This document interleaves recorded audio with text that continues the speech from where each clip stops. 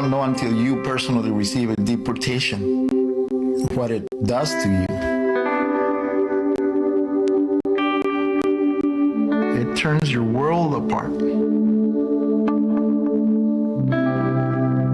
I was thinking, I'm going to go to El Paso, Texas, to the same bridge where we came across when I was 7 years old. And I'm going to wear my uniform, take all my medals, and climb up on the rail on the fence and dive down the bridge. Kill yourself? Yes.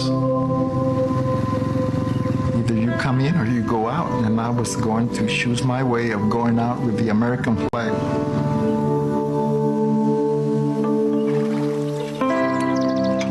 There's no word for how we feel.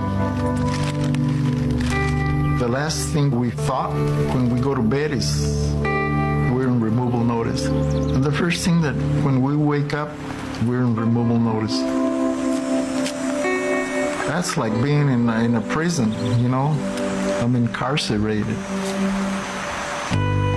You know, this is not what America's supposed to be, you know? This is shameful for America. Over there is the United States.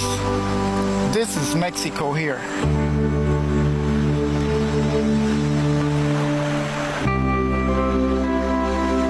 And for me to be carrying these medals, it doesn't seem right.